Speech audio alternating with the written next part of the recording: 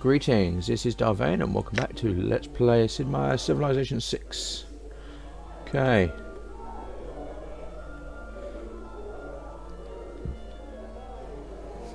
Let's talk to a sensei to see how they're doing. Person turns you into a non-polite. Apologies, sir. I was just in the middle of something, if you don't mind. Give you a half bow and leave you to the business. Okay.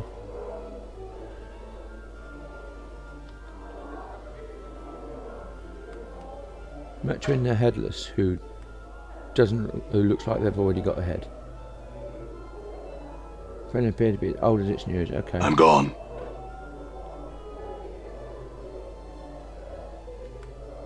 I'm gone. All right.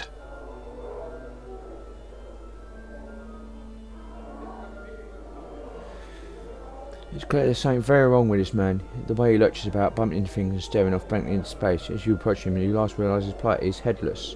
The thing on his shoulder is merely a skillfully carved wooden prosthesis, a false head. This must be Mortuary's body. Mortuary's voice suddenly echoes from within the steel box. Oh, there it is. There's my body. Say there, old chum. Over here. The body shuffles towards you, reaching out towards the steel box containing Mortuary's head. Allow Mortuary's body to take the head. Updated my journal. Ah, much better. Thank you, good sir. I imagine my body here was getting a bit restless without me. The body hugs the steel box tightly. Yes, I missed you too. The body tucks the case under its arm and bows to you. And as for you, good sir, you certainly deserve some sort of reward for your trouble. Let's see what I've got now. The body fumbles around in its pockets and finding nothing there in its tunic. Finally it presents you with several handfuls of copper coins. Thanks, Mortuary, I had some questions. Certainly. Ask whatever you like. How'd you end up the way you are? I'm not sure really. The body set me down one in the lectures. The next thing I know, someone had absconded with me. The next thing I remember, I was being picked up by you. But what I meant was, how'd you lose your head? The body stiffened. Oh, we don't like to talk about it. Quite horrible, really. What's past is past, no need to dredge it up. Though will say I'm still in the box because my head's not quite as presentable as my body, if you get my meaning. Another question. What are you doing here? I mostly amble around the festival, you know. Lumber here, lumber there. I'm not a sensate, mind you. I just like to watch all the different sorts of people milling about. A sensate? Yeah. Body gently rocks the general steel box, nodding it head inside. Yes, you know, the Society of Sensation. They race around trying to experience everything, figuring they'll eventually tumble onto some great dark of the multiverse should they keep it up long enough. The body shrugs. I have another question. What can you tell me of this place? Can you tell me about this place? Mortuary sounds confused. Doesn't everyone know about the Civic Festival? Well, it's the faction quarters of the Sensates, and perhaps most importantly, it holds their sensoriums. Yes. What we're going to do with the sensates, we're going to hold off becoming a sensate, we're going to become a godsman, and then we'll probably become a sensate. Well, the faction quarters of the sensates, and perhaps more importantly, it holds their sensoriums. Tell me about these sensoriums.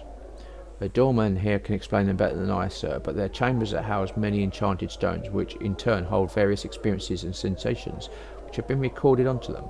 The public sensoriums are open to everyone, though there is a slight fee for their use. The private sensoriums are only open to members of the Society of Sensates. Okay, I had other questions. Sensate, yeah. What do you know about Ravel Puzzle World? Ravel, I can't say I recall the woman. In that case, farewell. So that's one that quest down. Let's have a look. Got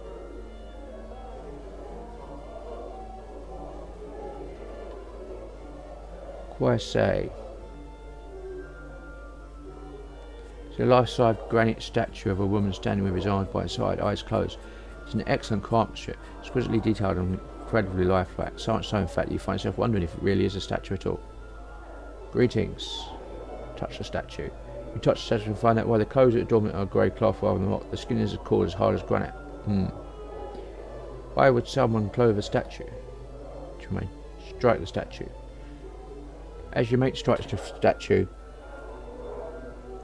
His eyes flash open and catches your fist with an eye. Narrowing its cold glare, he speaks with a voice of two boulders grinding together. Why would you strike Chrisai?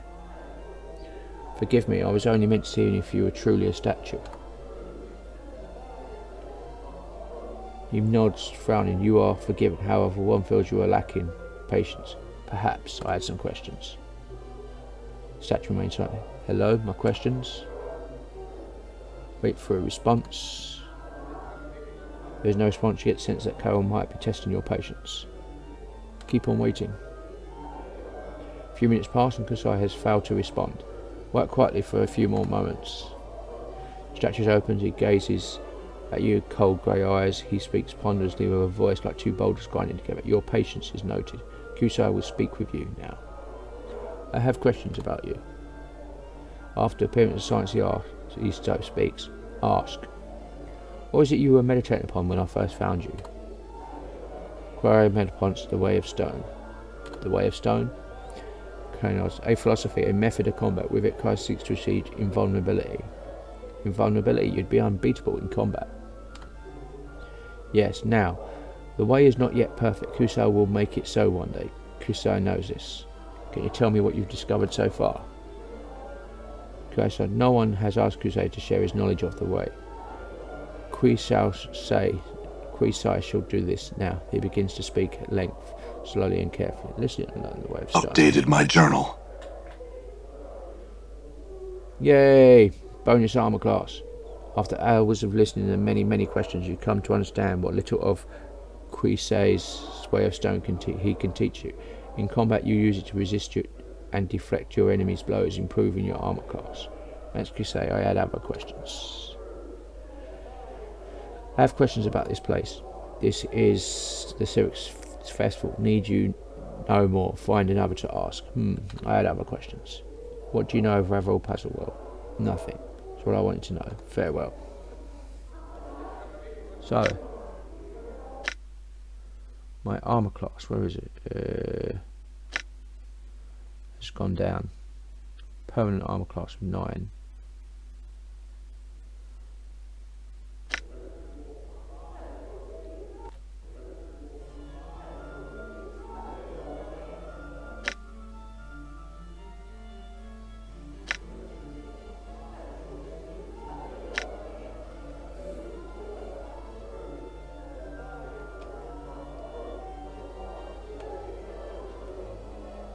Done.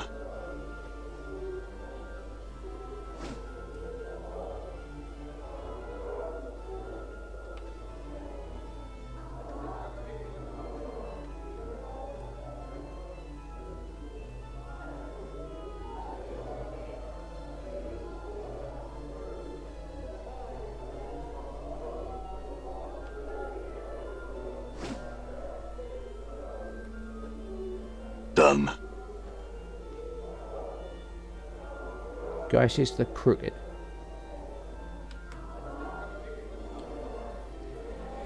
This small, squat, old man has the broad shoulders and scarred clad hands of a worker aura. The aura of weary despair seems to hang about him. He appears to be giving a lecture at the moment. Stay for the lecture. Right, now listen up. This is a seminar on the war. If you're here to listen about the blood war, take root. If you're not, then you're in the wrong hall, and you best ump your soft, comfort-loving Sigillian limbus stems out of here. The blood war, more boring than listening to a governor recite laws. Let's find some young sensates who need to be indoctrinated in the ways of passion. He waggles eyebrows. Doesn't a skull have eyebrows? He waggles eyebrows in anticipation. No more, I want to hear this. Mansley throws a dark eye over it as if looking for something. And further, if you're Tenari, I better ump your eye scaly eyes out the door. I've been not letting ye honorary bastards bend an ear to this and then to listen to your balmy arguments. Because this is no discussion on who's right. Behind you, you hear the sounds of something large leaving intellectual. It just tells the blood war from the human point of view. It's not promoting one side or the other, because they both stink in different ways.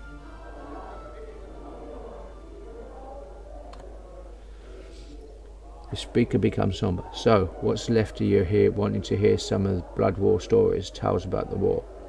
ear to ear the horror of it all, no doubt. Floating fortresses wove and weaved of human skin, the plains-wide battlegrounds, the blood war be fought on. He bears agility, tales of fiends locking fangs with other fiends. Grr, snarl. He snarl phased, and he looks suddenly bored. Well, let me peel back your lids and crack your bone boxes. 'Tis all a steaming heap of balmy nonsense to be dwelling on that forge dung. He spits in derision, his eyes rolling wildly.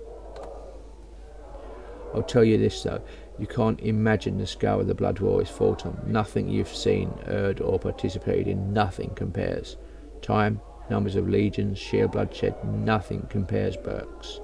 To try and imagine it, forget it. My advice, simple, stay away from the big bloody mess altogether. The only thing you need to know is this. Fiends are killing fiends. Baldur is slaughtering Tanari. Tanari are butchering Baldur. Right now. He spits again. Neither's winning. Don't think either can win. The biggest stalemate on this side of eternity. Thank the powers. That's it, he shrugs. That's it, I'll be answering any questions you got for me now. Ask a question. What's your question, Cutter? Can't you give me a little more on the blood war itself? If I were to boil it down, it would be this. The blood war's been going on damn near forever and will keep going on until damn near for itself gets penned in the dead book. The Tanari, the champions of chaos and evil, are trying to stomp the green-coloured dung out of the Baldur, the champions of law and evil.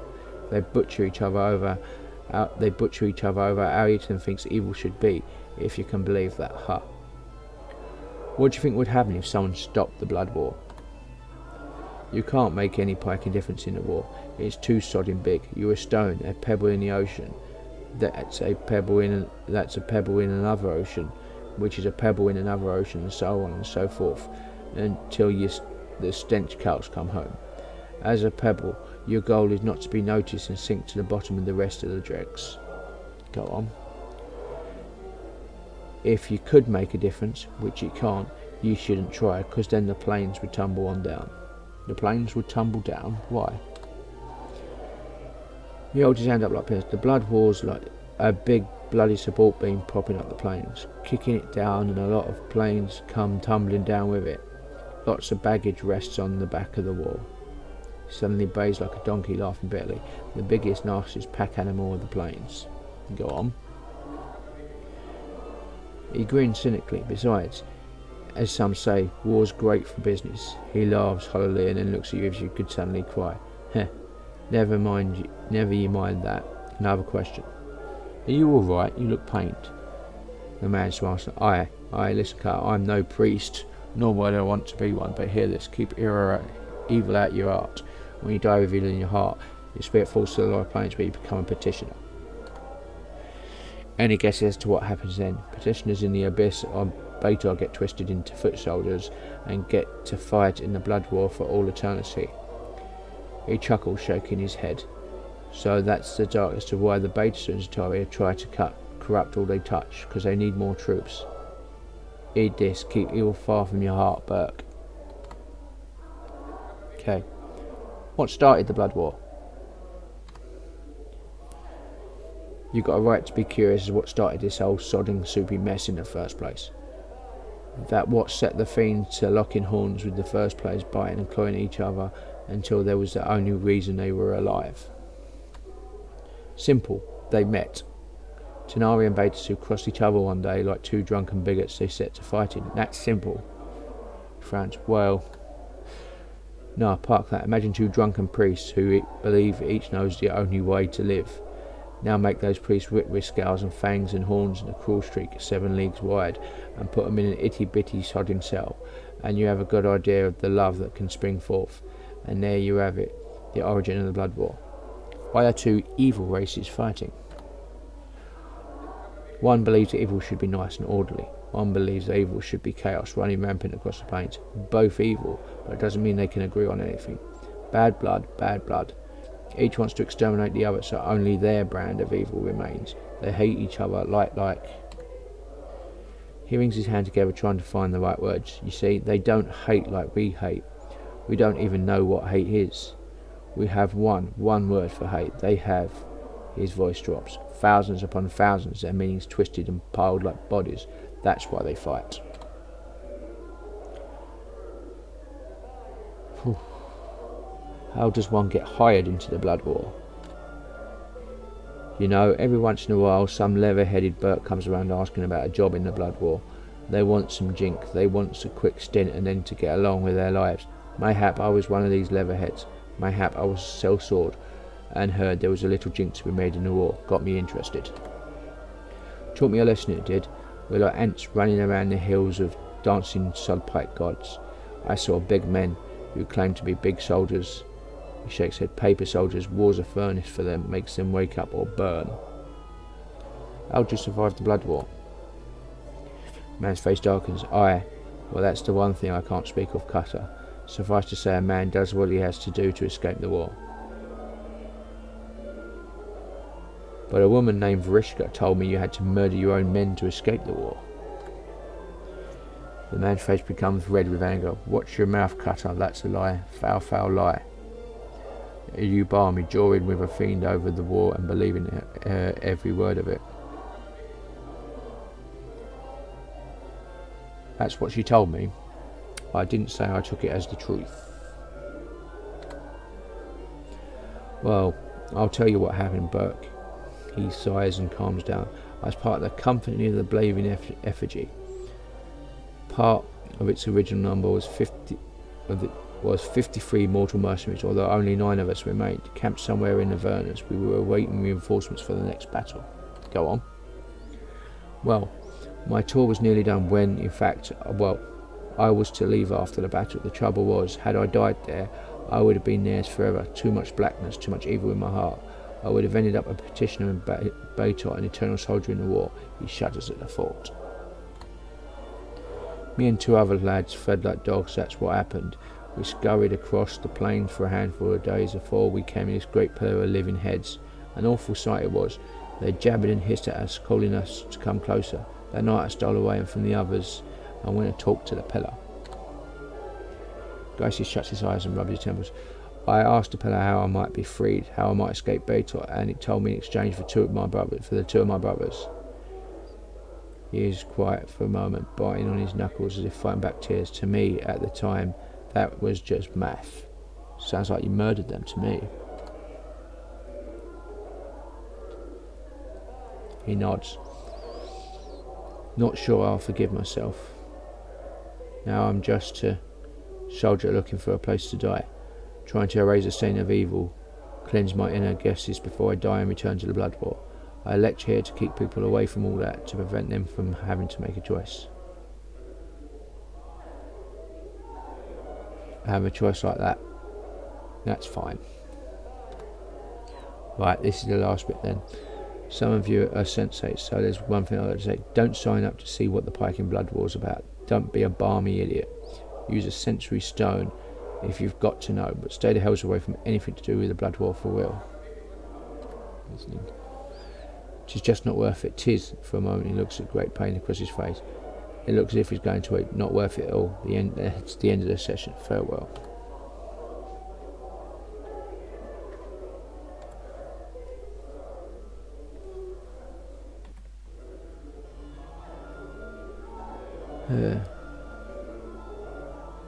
So we had this day for the lecture.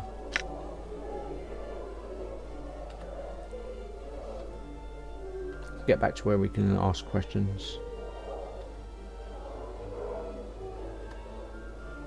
Ask a question. Where is the Bloodware Fort? Plenty of spaces, usually in the lower plains, anywhere along the river Styx. The 9 layers of Beta, the 4 furnaces of Genna, the Grey Waste, the Cold Red Castlery, the Prison Plain, and the piking near endless well of evil that is the Abyss. Somehow the Grey Waste sounds familiar to you. Tell me about the Grey Waste. Also called the Glooms, he shrugs and then shivers, as if by reflex. Grey in every sense of the word. Colours burn your eyes there. They shout, they're too loud, and their dreams are pulled to the surface and poured into the ground, lost forever. Only the night hags rule there, the grey ladies of the waste. That's about saying else. Okay. How does one survive the Blood War? Got that. Describe the Tanari. The man nods. The Tanari are paid better than a Beta Zoo, but you need to be 2 or 3 faced to have a bunch of eyes sprinkled all over you, and have a bunch of eyes sprinkled all over your body, because they can't ever turn their back on them. They're chaos. The ones with women whimsy in their hearts, trust or upholding their word, aren't high on their list. He shrugs. They don't care about what happens as long as something happens and it is evil. Mostly they attack the Beta Zoo to keep from killing each other. Tell me about the Beta Zoo. The man nods. They don't usually pay as much as a Tanari, but they don't break their written word. They're smart though, several hundred-fold smarter than they'll be making contracts, and they'll be making contracts as time again. They know how to pill someone with words they do. Sign, most likely you'll be pilled and hung to dry in their legions. They plan like bastards. They put more thought and preparation into a single strategic skirmish than most human armies devote to an entire campaign. He sniffs and scratches his chin. They usually assemble their forces on Avernus, the first layer of Beta. What's Avernus like? Avernus, The man grimaces as if recalling a place that causes physical anguish. It is inhabited by the damned and those that prey on the damned. The red flat lands of noxious sands and blistering fires that scream across the landscape. That was my taste of Beta, the layer of Avernus. Terrible place. What sort of forces serve in the Blood War? All sorts of aside from various mortal works from across the plains. Abishai and Kuragons, Lemurs and Niferos, Skutkabai. The list goes on and on. Tell me about the Abishai.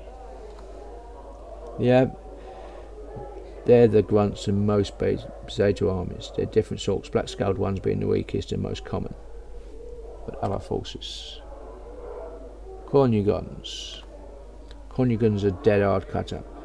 They are rare to see more than a few of them together, though sometimes they form bands of elite troops. Usually they lead lesser forces like Abishai and mortal mercenaries into battle.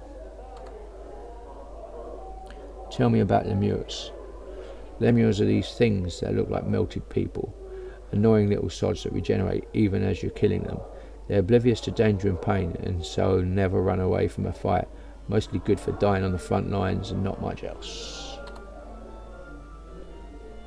Tell me about Naparibo.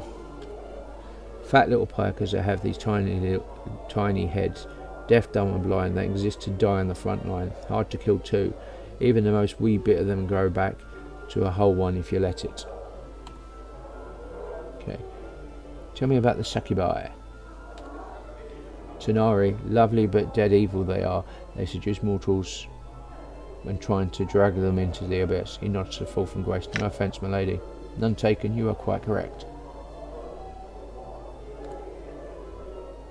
Let me ask you about something else. So you're telling us no tales of the Blood War? Alright, one. Let me give you an example of what meat means to them. They'll get some mean-spirited mortal mercenaries together, maybe drop a few million strong and let them slaughter each other over no rules in the war. Pointless battle over some power-staking piece of land. Guess where all those souls go? Where? Their souls sink into the planes of evil they fight on, when they can be ripped up from the soup of the plane and set to fight again as lemures and manes or whatever the piking sods those little fiendish dung heaps become. The more of those sodding petitioners they get, the more troops they have. How does one survive the Blood War? You want to know how to survive the Blood War? 3 things, Cutter. He holds up a main hand with only 2 fingers. Go on. First off, stay the piking out of it. Second, keep yourself piking elves out of it. And lastly, you stay the bloody piking sod out of it. Go on. Any part of the war rolls your way. Let your imagination give your bum a kick and run as fast as you can. If you can't run, then lie as really still and pray it passes you by. He pauses for a moment. Except there's no place it can't touch, and there's almost nowhere you can run to get away with it. If there's nowhere to run, why aren't the fiends fighting in Sigil? Now cut a look. They have fought here. few times. Sometimes it would get a little spillover from the floodwater. Our Lady of Pain, bless her steel-ridden heart, puts out the fires. Go on. Some of the time. He sneers. There's been many times some horrific drivel on yourself. You're so sodden scared. Times when they're smashed and burnt and clawed their way through the whole sodding city blocks in Sigil before she decides to clean house. He clucks his tongue and winks cynically. She ain't always as keen as stopping on the blood war as it might seem. Why don't the fiends take Sigil? He laughs, but it turns into a sputtering cough. Don't get me wrong now. Both the Tenari and the Abbasid want Sigil fierce. It is the most precious staging ground in the Pykean universe. The cage is the city of doors and connects everywhere. You can't ignore it, and even if you're serving in the blood war, you want to win. You've got to have it. Man coughs again. It's just that fiends aren't going to get it while the lady's in charge, 'tis all. She's tough as nails, her blades are cut deeper than any feed's fang, and that knots the feed stems like you wouldn't believe. One quiet lady, her hands tucked in her sleeves, holding back the blood war all by herself. He laughs bitterly. I don't find it hard to believe that a woman can stop the blood war. But fiends are still allowed in Sigil. Oh, damn them be servant. They can't brawl in the streets too much. So as neutral ground, Sigil allows them to rattle their bone boxes without trying to murder each other. Sometimes they'll chat it up with each other here. The peace won't stay that way for long though. Go on. Also, just because they can't butcher each other in the streets doesn't mean spies, recruitment and backstabbing don't still go on here. They fight battles with lies and words, but sometimes it is all in the bluster and blabber. And there's safe houses about too, places where they can cool their talons before the next skirmish. And they like to recruit here too, looking for boys fresh off the plains with a little greed in their hearts that can make them part of the glorious army. He stops. Mayhap they recruited you once, huh, Cutter? You look like you've tasted the war. Perhaps. The war leaves a scar on you. You'd try it, you'd know, and you'd probably never want to go back. Your temples begin to throb painfully as you consider the man's words. Memory begins to surface. Try and recall the memory.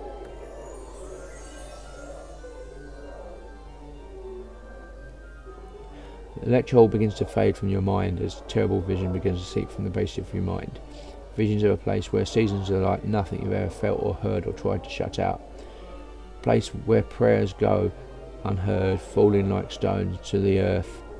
Vein-coloured lightning flashes across things that were once sky but now boil beneath your feet and scream when you brush them aside. When you brush against them. You run at the head of a large band of men passing through dark canyons where the walls quiver mostly and beat like a heart, wearing only your own blood as clothing. At last you stand in a place where the ashen grey terrain slivers like a mass of snakes, coiling around your ankles and whispering your evil to the earth. You march endlessly, silently through the colourless land, where fatigue seems to live and hunt like a shade over the waves, whipping you with despair. In time, you and the ragged men who follow you come upon a hag sitting upon a mound of gigantic, writhing larvae, poking at one of the slime-covered things with a golden broken talon. You indicate for one of the men to run towards and speak to her. The hag's grating voice carries on your ears. I would speak with him, she said, then cackled. Her eyes gleam as she points you out to the man. The handsome one that leads your ragged comment. I would speak with him. That's all you can recall. Cutter, you feeling all right there? Yes, I'm fine. So, do the fiends recruit often? He nods grimly. You can be piking sure of that. Sigil's the best source of fodder on the plains. Beats milking planets for all their prime inhabitants. Too much work. So, any more on surviving the war?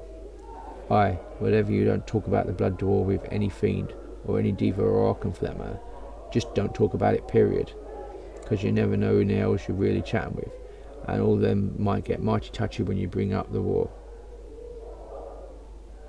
That's their reason for. It's their reason for living. Anything else? He nods.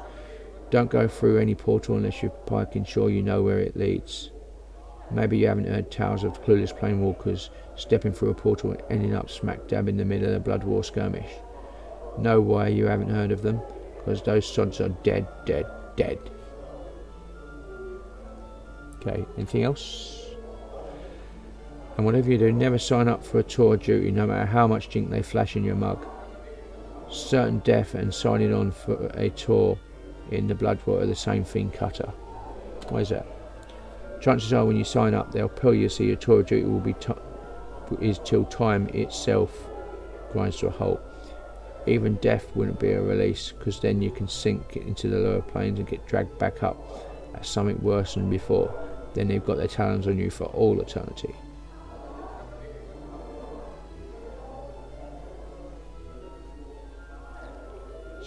So dying in the blood war would be an especially bad thing. If you were evil, sure. If you're good, you'd go to another plane to spend your afterlife, but you'd still be a deader.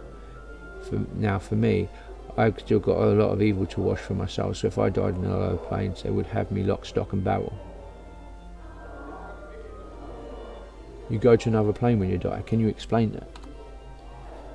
Go talk to the other deaf lecturer if you want to talk the dark on it. I can't explain it as well as he, although he's twice the fool and might scold you with hot air roaring from his mouth. How would you get out of a tour contract? Unless they don't want you, you don't have much chance. I've never heard of it being done with mean-spirited recruits or someone really wanting to keep their talent, somebody they really want to keep their talents on. Outwitting a scenarios are risky, but can be done. The baiters who are much more dangerous with their contracts. You sign one of those, you're damned for life. Go on. You might try a little garnish, try and daub them, and they might let you make a run for it, but where would you go? There are so many else, and dying in a blood war would be an especially bad thing. Okay, I have no more questions. I think that's everything. Ask you something else? No questions actually.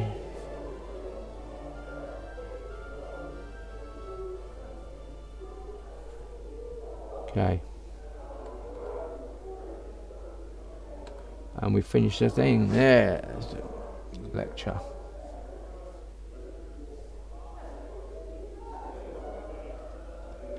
Done.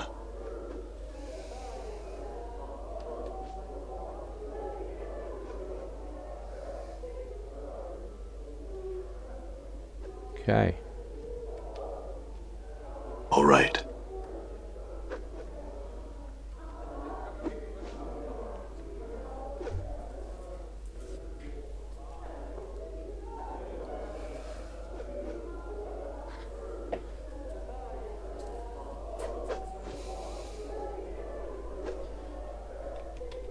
Okay, so I'm going to leave this here. This has been Vane doing Let's Play Planescape Torment.